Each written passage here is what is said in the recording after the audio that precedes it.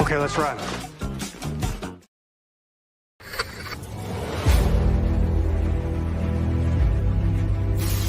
Your mission, should you choose to accept it. It's a quest. It's a quest for fun. Well, The Rock says, why don't we just cut right to the chase? Okay, now he wants to get together. Well, he wants to talk. I want you to do me a favor. I want you to tell all your friends about me. It's showtime, folks! What are you?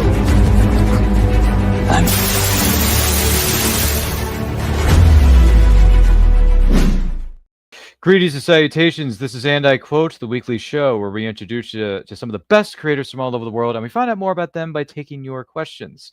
I am your host, Ron of And I Quote channel, and our guest on this episode is someone who's been here before, but it's been a minute. So please welcome indie writer and podcaster extraordinaire, the man who has the answers to all of the burning questions of what's going on in the world today. Sam Whitfield is in the building. What's up, man? How you doing? And I love your background. I dig that. Thank you. This isn't my actual bookshelf. It's one that mirrors the one that's like a foot away from me, and you can't, it's kind of off camera. But no, I'm doing good, man. Thanks for having me. No, we're very happy to have you here, Sam. We're also happy to have you who may be watching or listening to this right now. Do not forget to like and share this with your closest friends. If you're joining us live or on the replay, hello there. If you have any questions for our guest of honor, Sam Whitfield, let us know in the comments, let us know in the chat. Be more than happy to take those as they come in respectively. With that piece of business out of the way, Sam, what would you say were some of your favorite books or writers growing up? Or maybe some of your favorite books or writers as of today in the present time? The funny thing about that is when I was a kid, I wasn't really much of a reader at first. As far as like books, I was a huge comic book collector growing up. But then around the time I got into high school, my grandmother on my mom's side, she'd always been really into Tom Clancy and Robert Ludlum, who wrote the, Bourne books. And, so I read that. I read, those authors. I also actually read the first Godfather novel, by Mario Puzo in high school as well. And then my senior year of high school, I had a teacher who got me into James Ellroy and some of his books. And I also discovered Vince Flynn kind of during my gap year between high school and college, and I binge read like all of his books kind of in a year, which I couldn't believe I was doing that at first. And then when I was in college, that was kind of when Jack Carr came onto the scene, and I'd been writing short stories kind of, all throughout my life, starting in middle school. But when Jack Carr kind of came onto the scene, I was kind of like, well, once I finish, my technical writing degree in college and whatnot, I think I might actually, try writing fiction again, because this guy has kind of, sparked that iron for me. And so that's kind of what happened, I guess, a little bit, to answer your question. No, I got you, man. I got you. Good titles there. So it's funny you bring up The Moving Off Common Feels or Born Identity. So I'm just curious, what are some of your favorite movies, past or present? Oh gosh. Well, again, the Godfather has been one of the greatest crime dramas, one of the best movies in general. I love all the James Bond movies, even some of the cheesier Roger Moore ones. Also Dirty Harry, basically anything with Clint Eastwood, and the Man with No Name trilogy, which inspired one of my books that you have behind you, Night of the Vigilante. So I kind of write cinematically too. So I, like you, I'm a big movie buff, as we've discussed offline. So Yeah. Good. Well, good. I mean, you can't go wrong. And yes, he's right. Just to give everyone an idea of what's going on behind me. Yeah. So Night of the Vigilante, I've read some of it, Sam, and I got to tell you, it's, excuse my language, for those of you who have youngins in the room, cover thy ears. It's badass, man. It's badass. It's got definitely, it's got Eastwood vibes with the poncho he's wearing behind it, but it's also got a bit of Taken, Sicario, type vibes in terms of like taking down the cartels or going after them, whatever, bringing them to justice. Because if you watch the movie Sicario, it's a pretty messed up, dark movie, man. It really, really is. But that stuff happens. Like, that's reality. It's reality. It's sad, but it's reality. So, So and who doesn't like a good crime fiction book? Honestly, if you don't like, I mean, listen, for those of you who are watching and listening, if you like crime fiction, more power to you. But if you don't, that's fine too, because as we know, Sam, not every genre is for every person. So, no, but crime fiction is good stuff, man. And this book in particular, Night of the Vigilante, it's, excuse me for saying it, but it's badass. And you know what, Sam? I don't know if anyone's told you this today or not, but I'm telling you, your money. You're so money you don't even know it. Honestly, this book here, folks, if you have not read Night of the Vigilante, treat yourself. Sorry, Sam, you were saying? Well, and I appreciate you, hyping up the book, and I appreciate it. I was going to say, though, with Night of the Vigilante, one of the authors who I've followed in the indie author community is a gentleman by the name of Steve Stratton. He writes the Lance Beowulf books, and Steve is a badass in his own right, but he also was a real life Secret Service agent, and then he was also a Green Beret and actually fought against the drug cartels in the 80s and 90s. And I've had him on my podcast, the Whitfield Report, twice, and based off of like the two interviews I did with him and kind of talking with him offline a bit, like I partially based Night of the Vigilante not entirely on him, because I did take some creative liberty, but a lot of what is in the book is stuff that I figured out from discussing things with him and then doing some research as well. So yeah. Well, it's good stuff. So yeah, if you're looking for a good thrill ride, check out Night of the Vigilante behind me. It's really, really good. We'll talk more that and some other stuff regarding Sam's bibliography later. With that, so many books all the time. Flip side of the coin, though, if you don't mind me asking, Sam, what are some of your favorite TV series, past or present? Anything ring a bell? Yeah, I mean, I love 2024 with Kiefer Sutherland. That was a big inspiration for Shadows of Deception. Also, love The Sopranos. I love Dexter as well, especially being here in Florida.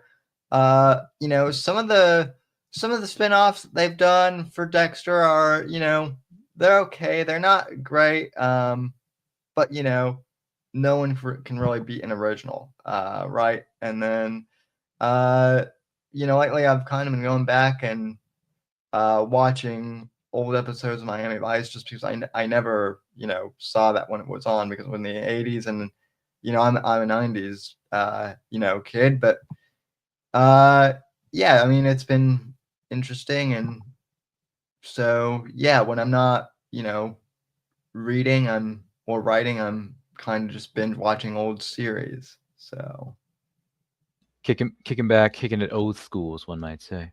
yeah. But great picks, though, man. So does that mean you're gonna potentially write your next book set in 1985 Miami with Ray-Bans, white suits, and nice looking shoes and nice looking cars? Because if that's a Miami Vice vibe that you're going for, sign me up, son. I mean, when you watch that pilot scene where they were driving the car in the middle of the night, and you got In the Air Tonight by our good friend Phil Collins playing in the background. I mean, honestly, who doesn't want to experience that, driving down the road in the middle of this long road, right, Sam? In the middle of the night with your partner / new friend, and you're listening to Phil Collins as you're about to solve crimes. Come on, man.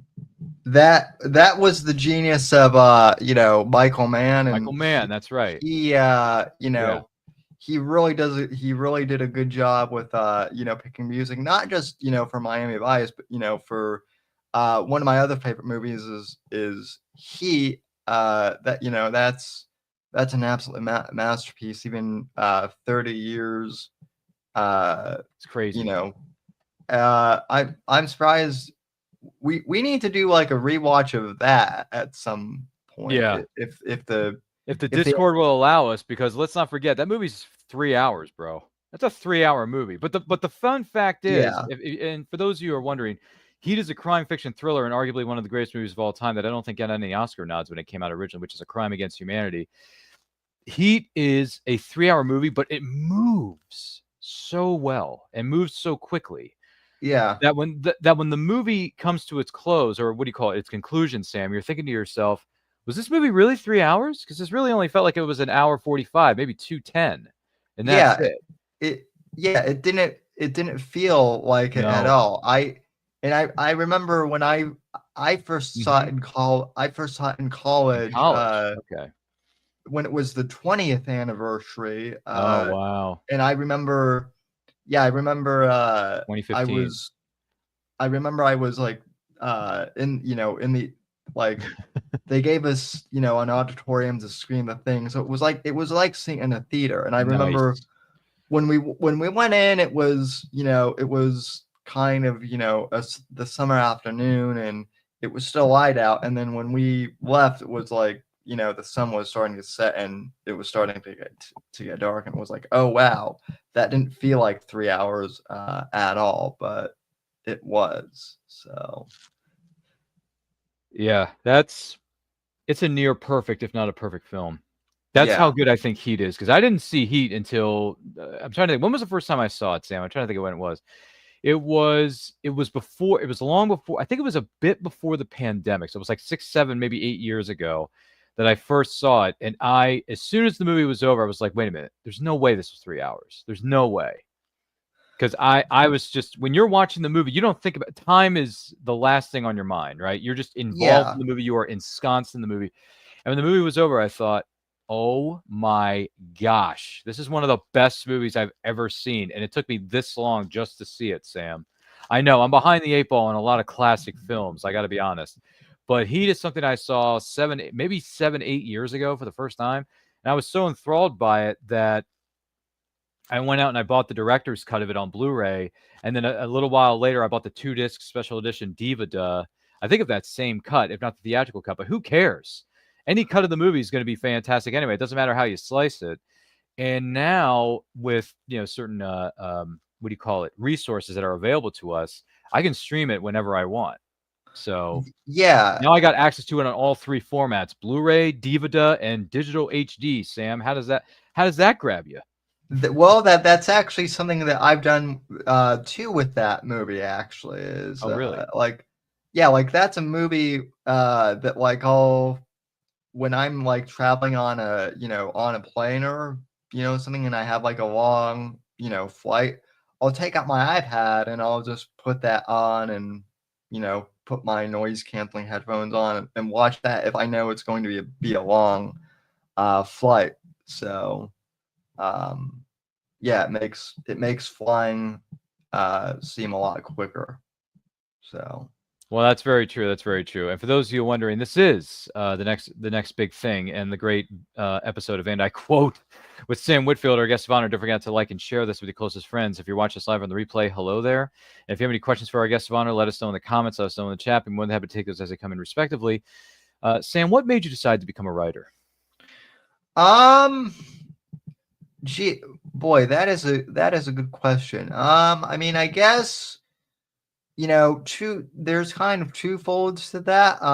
When I was a kid, my friends and I, obviously, I grew up in the era of the PS2 and whatnot. So I mean, I was a bit of a gamer, but my friends and I also, we love to kind of role play with toy guns and make up stories of our own and whatnot. So there was that too. And like I said, I was writing short stories in middle school and high school. But I guess if you're asking, when I decided to, take the plunge to publish professionally, I graduated high school. I mean, I graduated college in 2022, and I got my degree in technical writing, and so I do have a background in writing, like for business and whatnot. That's what technical writing kind of is. But I had taken like a lot of creative writing courses to just as like electives and whatnot. And at the time I graduated, it was post-pandemic. Like we were just kind of coming out of the pandemic era, but because of, the pandemic, a lot of companies in in technical writing, like social media and whatnot, they were starting to like, they were still kind of laying off people and also like just not hiring people. So I was doing like a lot of freelance writing, which I'm still kind of doing, as kind of like a source of income. But during that whole time, I was kind of like, well, I need something else to do. I'd had the Whitfield Report, my podcast for a long time, but like I wanted something else, and I was just kind of like, I always said I was gonna pick up writing, after I graduated from college. So why not? So I, like I mentioned earlier, I had one of those, short stories that I had, kind of written and worked on even a bit while I was in college. And I just worked on publishing it. And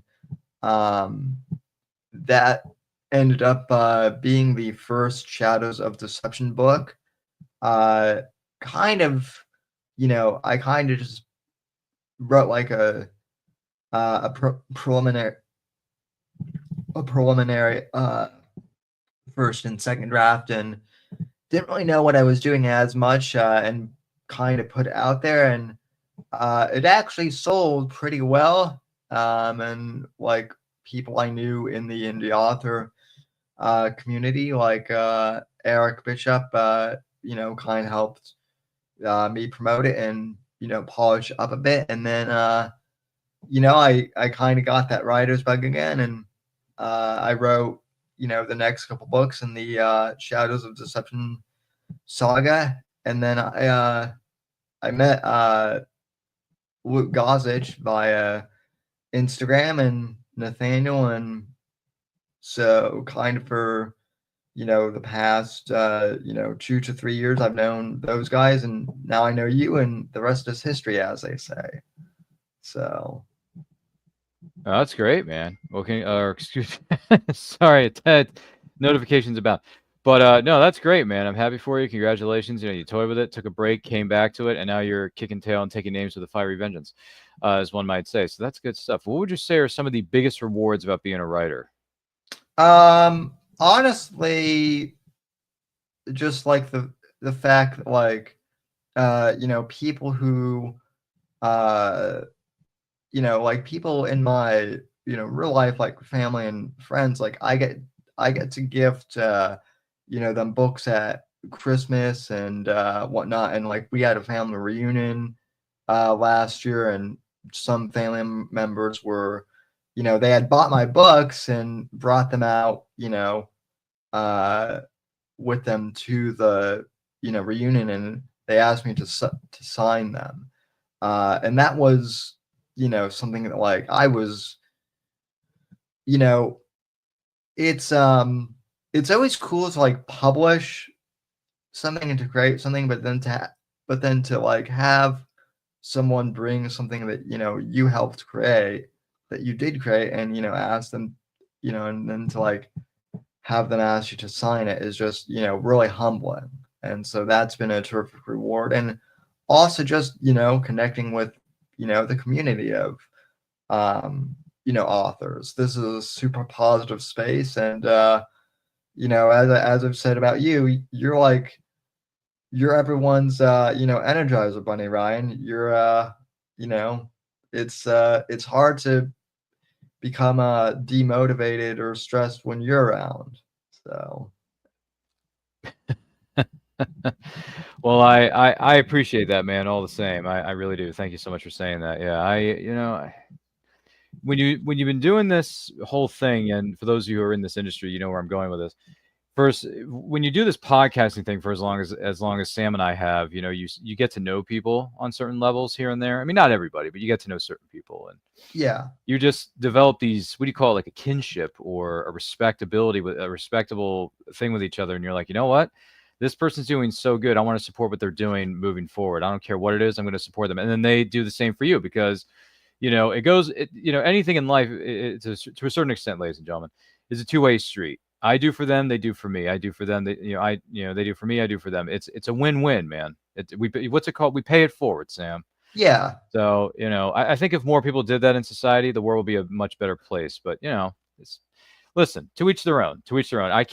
We can't tell someone how to live their life because that's not our job. That's not my job. It's not our guest's job. It's not our producer's job. It's not anybody, Right. You live your life how you want to live it. But at the same time, what we learned 45 plus years ago when those of you who grew up watching PBS and watching these educational programs for children when we were 4, 5, 6 years of age, all we got to do, Sam, is take a look. It's in a book. Yeah. It's really all you got to do. See what I did there? That's all we got to do, guys. All you got to do is take a look. It's in a book. See where I'm going with this, Sam? Well, and I mean, I also think one of the other things too is, right, like I love, I love my family, and I love my friends who I went into, high school and college with, and some of them, like my cousins and whatnot, because some of them have podcasts themselves. Like some of them know what I do, but even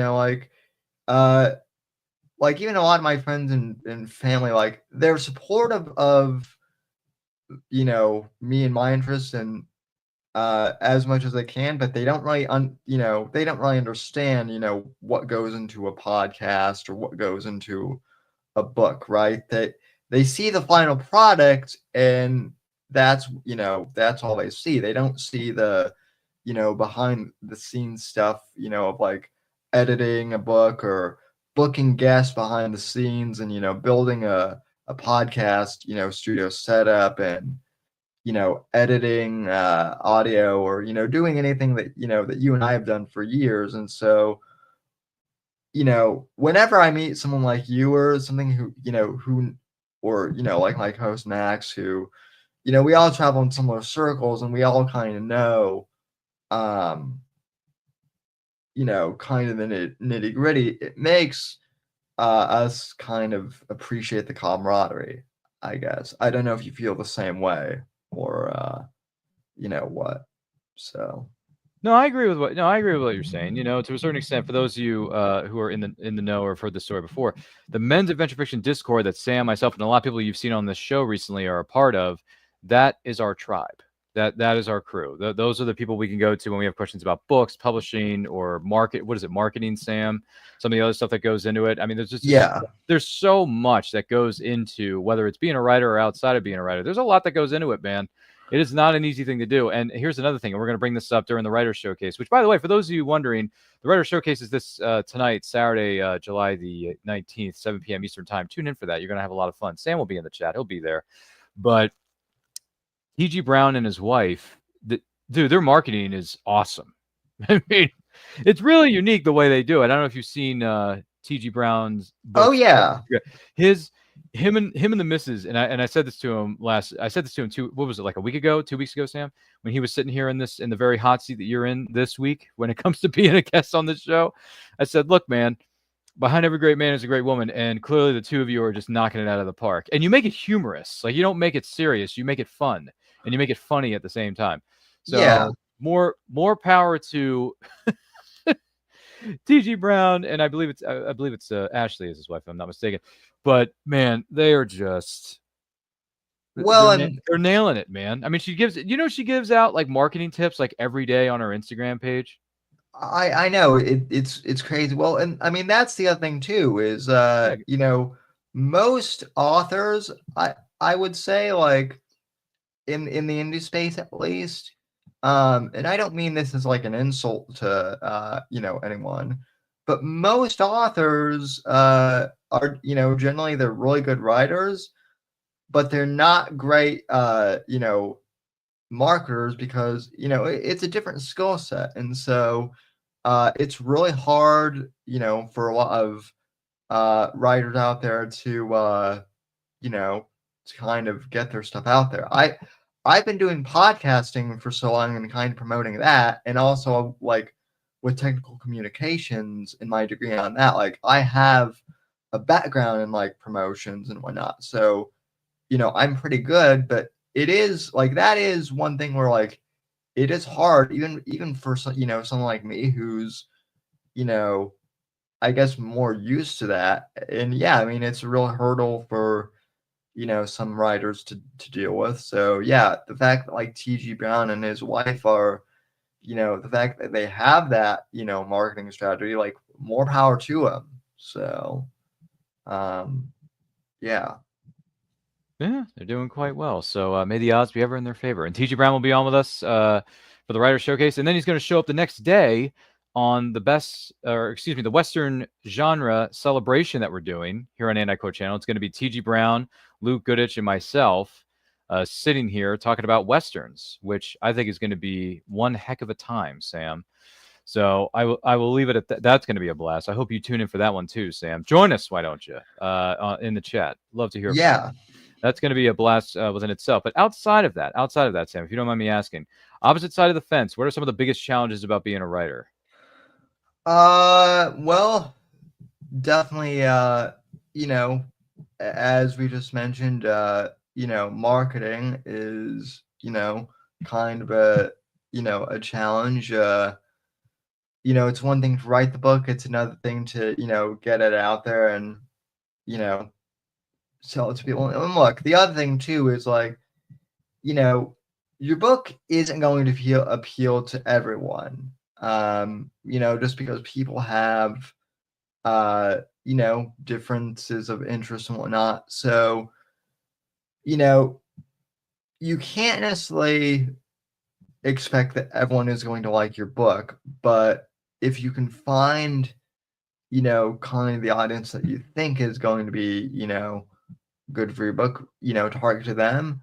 And who knows? On the flip side, you might be, you know, you might be the person who gets, you know, someone into, you know, political thrillers or into westerns, or you know, whatever the genre may be, where they might not have, you know, been interested in something like that before. I think the other thing too is, and I mean, you and I have talked about this, it's finding the time to really sit down and write. I mean, and it's something where, you know, you do kind of have to dedicate some time to it, whether it be, you know, I know some authors, and I'm kind of this way myself. I try and write every single day if I can, but not everyone can. So, you know, some people will, you know, they'll take some time on the weekend to write or something like that.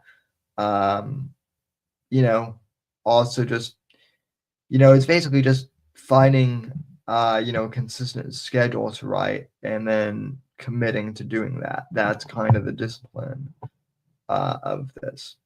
But at the same time, it's incredibly rewarding, I would say. So, and then just writer's block and, you know, coming up with ideas. That can be a challenge too. And that's why, like, I have 2 or 3 titles that I'm working on at any given time. So, that I never get bored. I always have something that can keep my interest in. You know, I kind of rotate amongst kind of writing projects, and then once I finish, you know, once I kind of get to the tail end of one, you know, I kind of super focus on that, and then I get that one done. So, yeah, I guess those are some challenges, I would say. Oh, well, that definitely makes sense. It certainly makes sense. What advice would you give to aspiring writers out there? As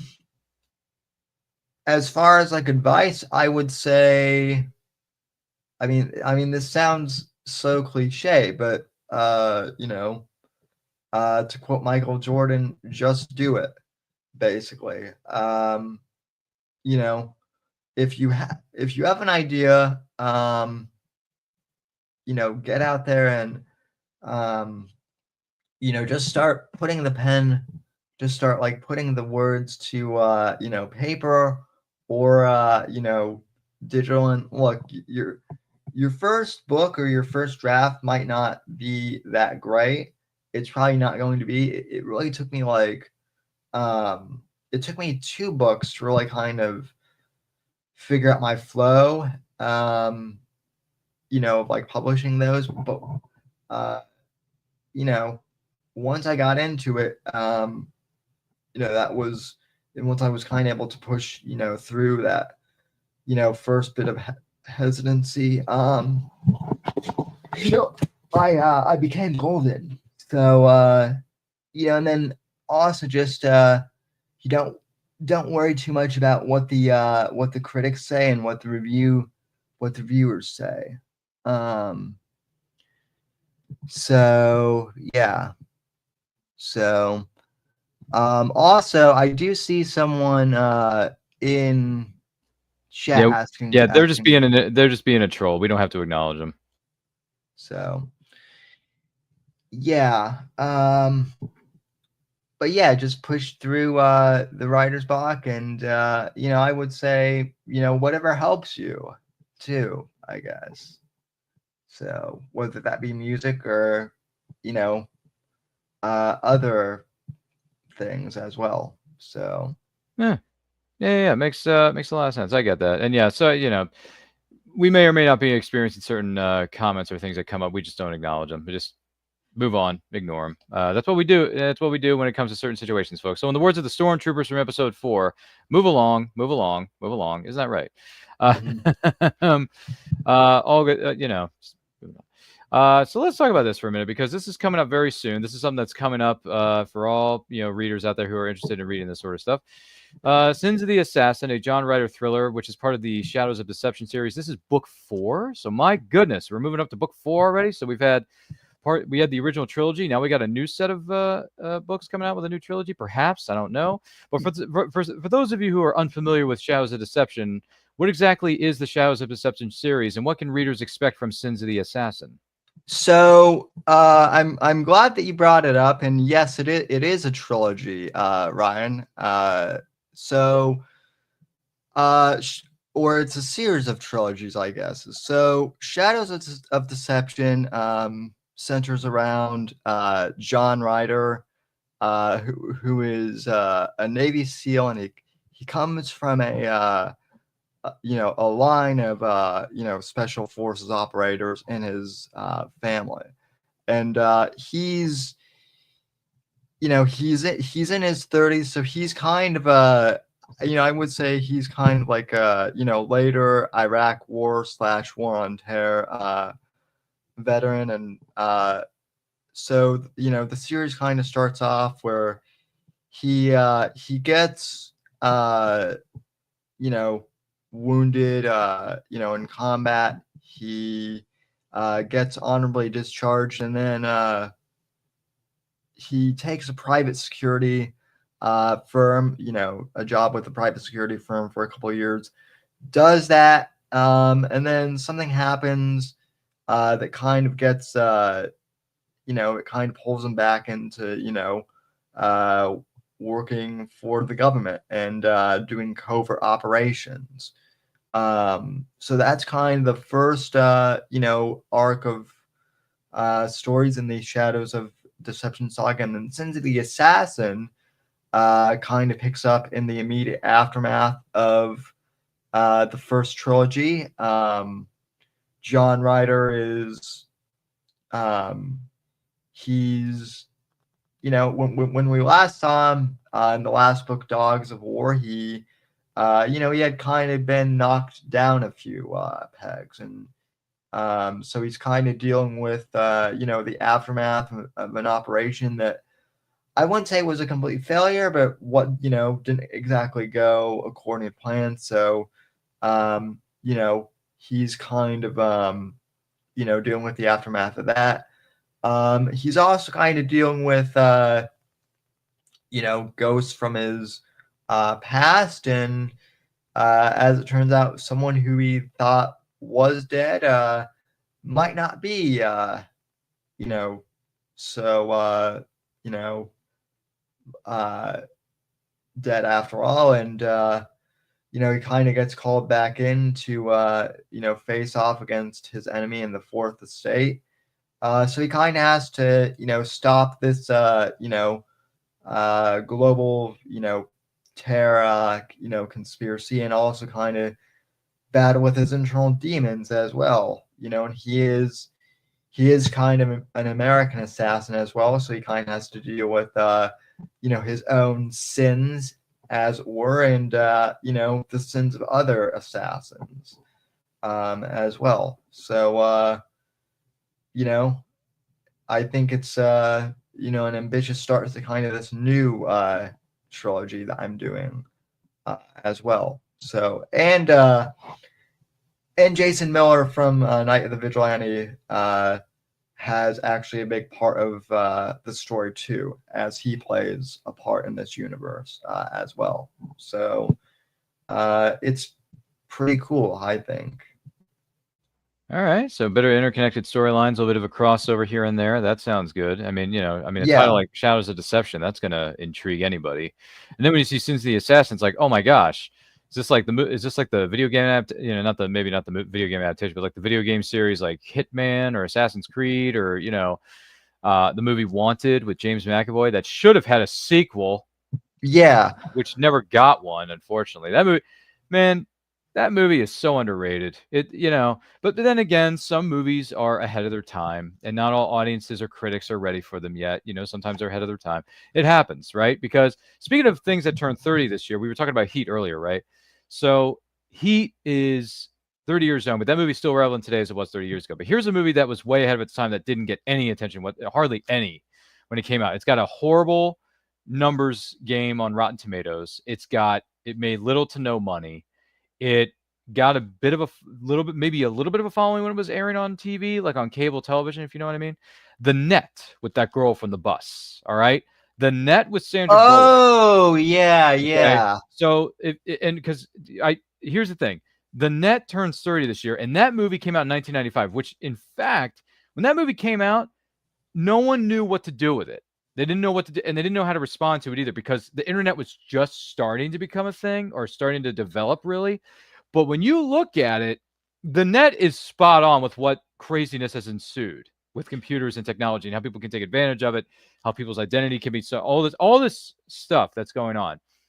The Net was so ahead of its time that critics and audiences didn't really know how to respond to it at that point. But if you go back and watch it, it's more relevant today than it ever has been before. So if you've never seen, and by the way, for those of you who are fans of Sandra Bullock, if you want to see prime Sandra Bullock, in her prime Sandra Bullock, watch Speed first, and then see her be the headliner in her own movie with The Net, with that girl from the bus. All right? Yeah. Watch Speed and The Net back to back, and look how much Sandra Bullock grew as an actress in the span of a year.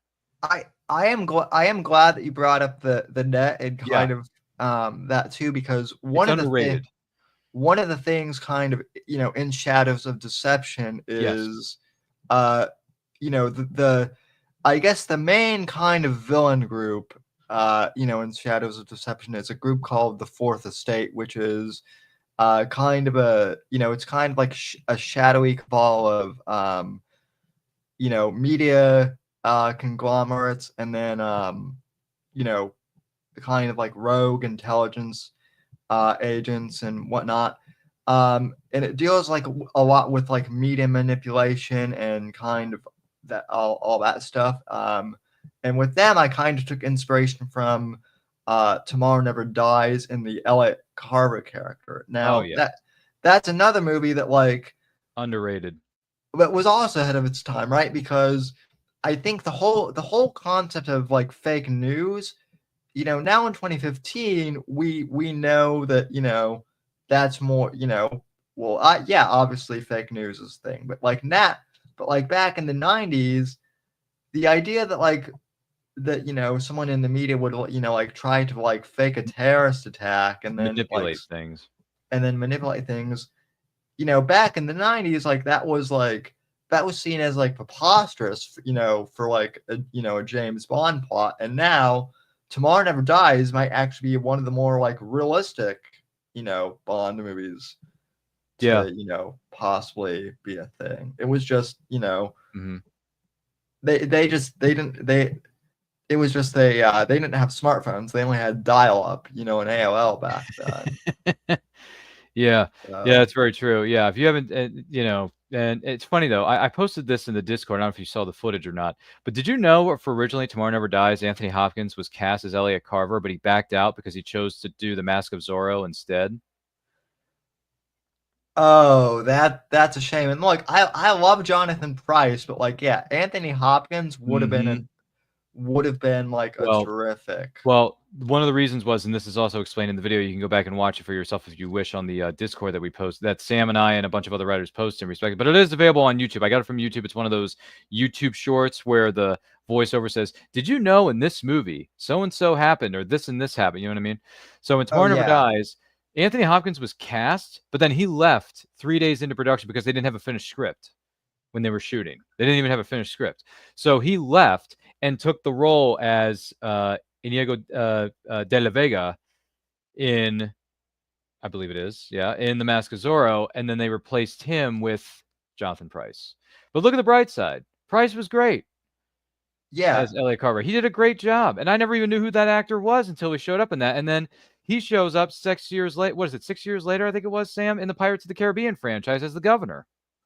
yeah. He's like in like he's also, I don't know if you've seen the show Slow Horses Never heard of it. on Apple TV. Oh, that one's Never heard interesting. of it. It's basically about like a ragtag group of like MI. I don't know. Is it MI6 or MI5? No, it's whatever the British version of the FBI is, which is I think it's MI5. Yeah, I think it's MI6. MI5. Yeah. I know MI6 is like foreign intelligence, but yeah. And Jonathan Pryce is in that as one of the. He's actually like the dad of like one of the, No kidding. as like one of the MI5 agents. So That's cool. yeah, it's It's good to see it's he's getting cool. work. Yeah, it's So good to see him getting work. Yeah. yeah. That's real good. That's real good. You know what else is real good, Sam? This great episode of And I Quote. Don't forget to like and share this with your closest friends. If you watch us live on Memorex, hello. And if you have any questions for our guest of honor, Sam Whitfield, let us know in the comments. Let us know in the chat. Be more than happy to take those as they come in. So with that being said, congratulations on the new book coming out. Congratulations on Shadows of Deception as a whole series. Have there been any special memories for you from being at book signings or local events or conventions, when you're there as a guest, meeting with your fans? What's it been like?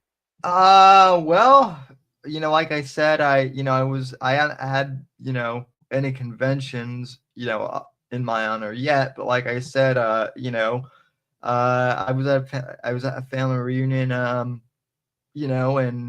I had a lot of people kind of, not intentionally, it wasn't even planned, but like people started to kind of form a line, for me to sign, books. And one other thing I would, kind of suggest for authors is, keep a pen on you at all times, because you never know when you might, be asked to like, sign something or, whatnot.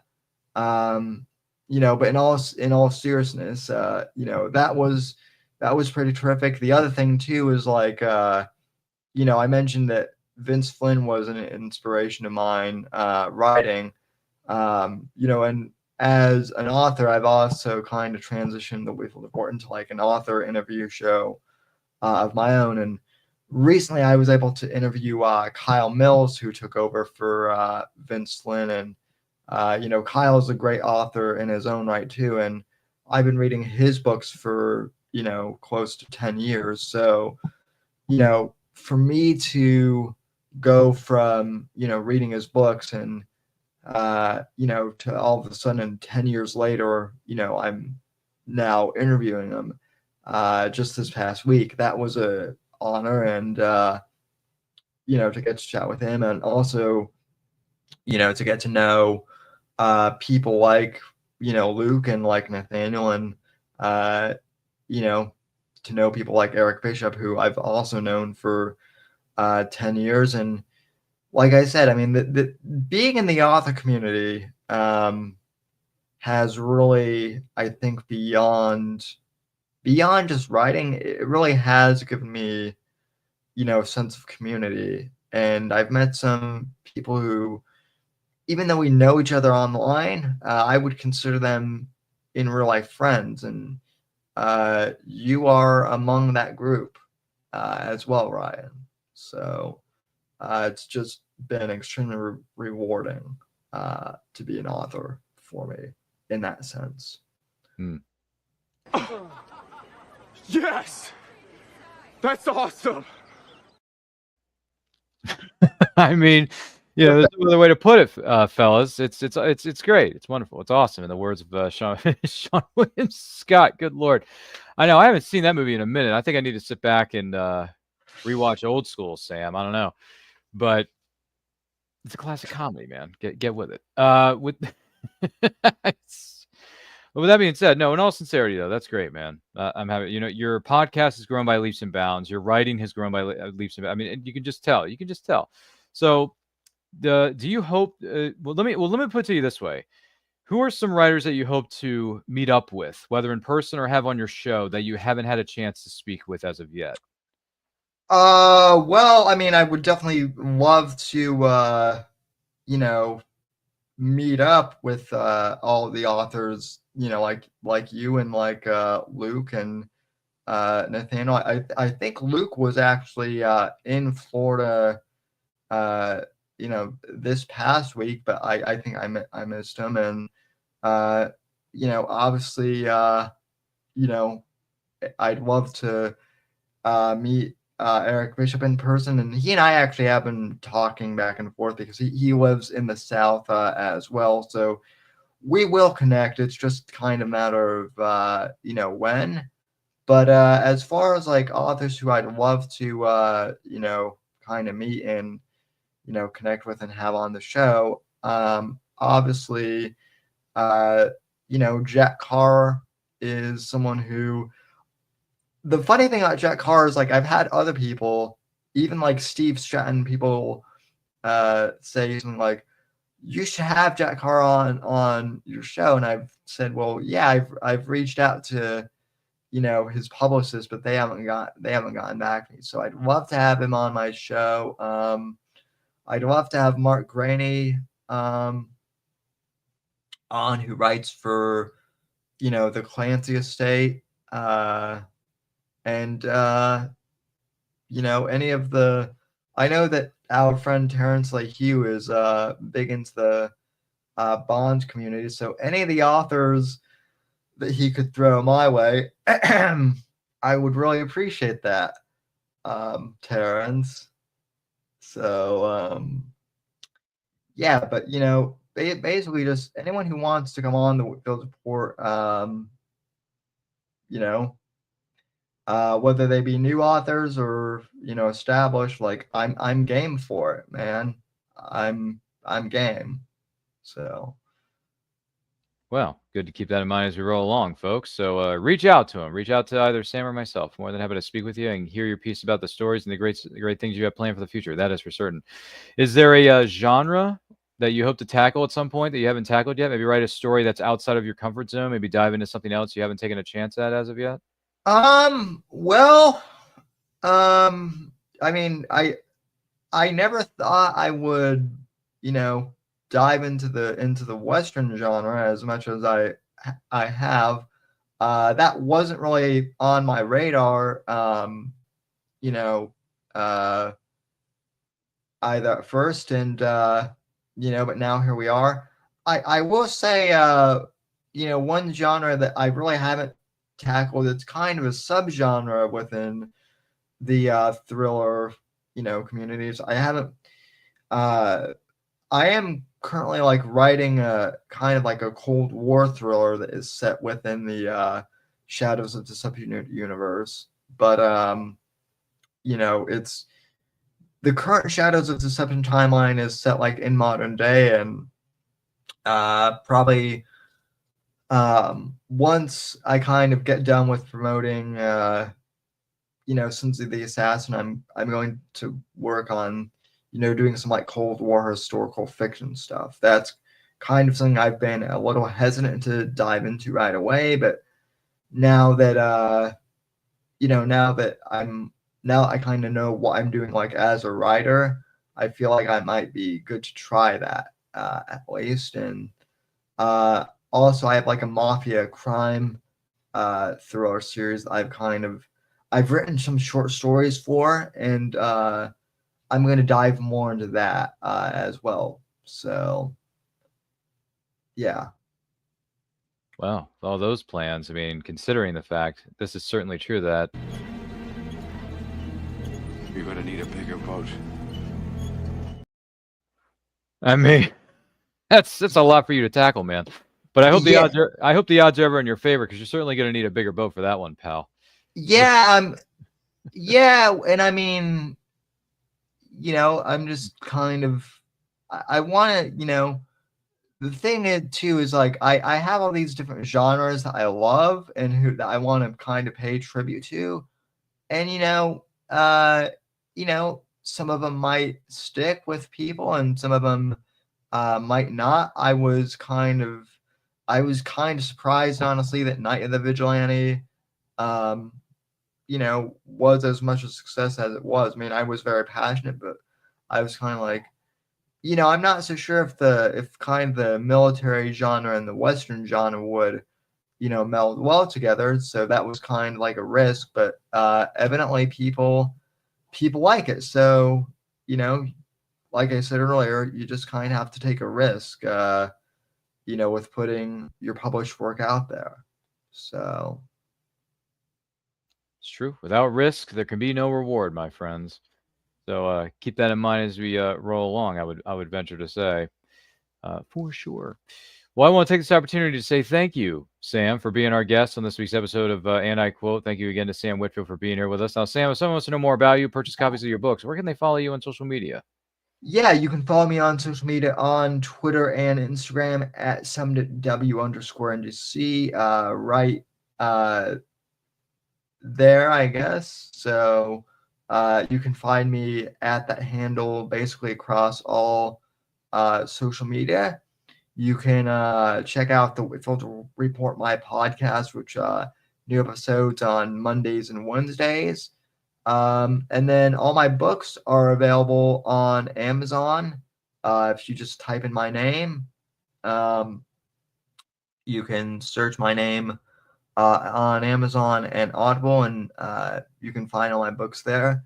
And also, because Sons of the Assassin comes out on Tuesday, right now I'm running a sale this weekend. All of the ebooks in the Shadows of Deception saga, including Night of the Vigilante, since it's in that universe, are on sale. So, if you haven't picked up my series, now is the time to, do so at like a discounted price before the book hits Tuesday. And, start, no better time to dive in. So, other than that, just thanks for having me, Ryan. It's been fun. Well, thanks for being here with us, Sam. It was great to have you, and appreciate you being here. You're more than welcome to come back anytime. We'll have you on again here real soon, so stay tuned for that, folks. Links to where you can follow myself and Sam Whitfield are located in the description down below of this episode of And I Quote, so make sure you check that out when you get a chance. We're on the road to 5,000 subscribers. Once we do, we'll have a live stream that will include special giveaways that you, the person who's watching or listening to this right now, are going to be eligible to win. Also, we got merch that's on sale. We got a Redbubble store. The link is in my link tree. It's also in our social media bios, respectively. We got shirts, hoodies, stickers you can add to your water bottles. We got coffee mugs. We got stationery. Got some sheets. All kinds of great things going on over there. So make sure you check those out. Once again, links are in our social media bio. So check it out. Why don't you?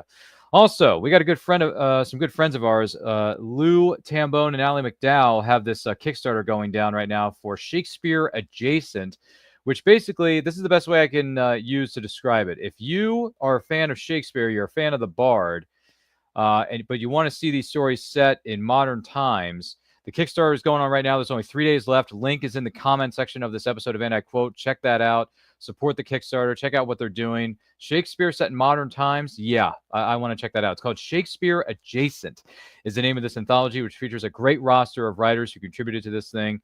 So support it. Team up with them. Check it out. The link is in the comment section of this episode of And I Quote, so check it out there. Once again, And I Quote is on Saturdays, 12 p.m. EST, and movie watch-alongs are on Friday nights, 7 p.m. Eastern. Writer Showcase is going to be on Saturday, July the 20th, tonight. If you're watching this live, it's going to be tonight, 7 p.m. Eastern time, and then we're doing a celebration of the Western genre as a whole on Sunday the 20th at 1 p.m. Eastern time with special guest Luke Goodich of the Men's Adventure Fiction podcast and / Veritas Entertainment. And T.G. Brown, the writer of Cut Them Down, is going to be joining us. And yes, the rumors are true. A bunch of us, me and 14 other writers, are going to be involved in the Western Tales Volume 1 anthology being published by Veritas Entertainment. It comes out July 22nd on Amazon. So check that out. Check it out. It's going to be a lot of fun. And congratulations to everybody involved and all the writers who got a chance to publish their story as being a part of this anthology. Cannot wait for you to read my short story, Wolf of the West, and everyone else's story that's involved in this project. We're very excited. We're very happy with it, and we can't wait to get it in people's hands and to have them read it, experience it, and give us the reviews. Post those reviews on Amazon, Goodreads.com, wherever you post your reviews. I would greatly appreciate it.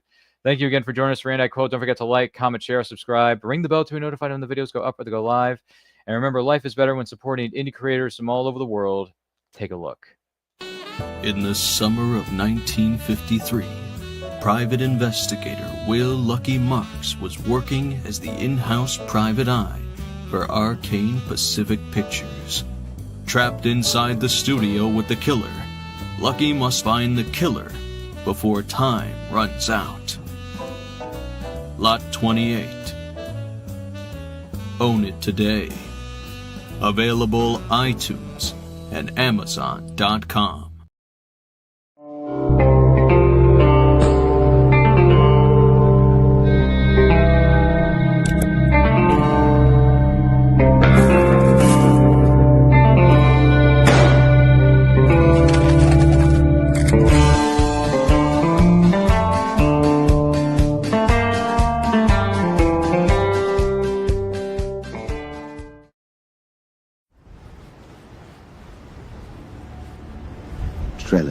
Is a cursed man, and cursed men are dangerous. He has traveled the known world seeking a way to lift his curse. So far, he has not found what he is looking for. When Trellin arrives in the city of Anshi, in the nation of Paraba, he meets a cold reception. The desert nation is unforgiving. Its people have proven untrustworthy, and the locals have no love for foreigners. Now, a wealthy stranger offers to lift Trellin's curse for a price, and he must make a choice. Seek a solution elsewhere, or risk imprisonment in the Tower of Ruhak, a place from whence no man has ever escaped.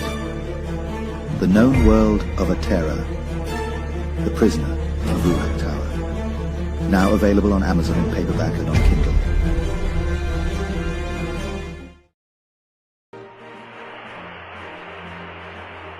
Mission for the police. A mysterious passenger. Mitch Mayhew is carrying more than the mail this flight. Unwanted Passenger is a roaring, prop-spinning, pulse-pounding historical thriller for fans of aerial stunts, flapper-era intrigue, and reluctant heroes with debts to pay and demons to outrun. Order your copy of Unwanted Passenger today.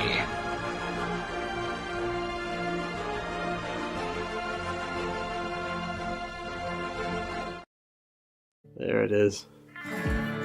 Luckily for you, you won't have to go through half of what I went through to get your copy.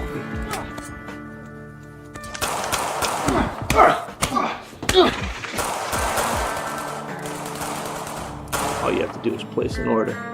Treasure is My Trade is out now. Don't miss your chance.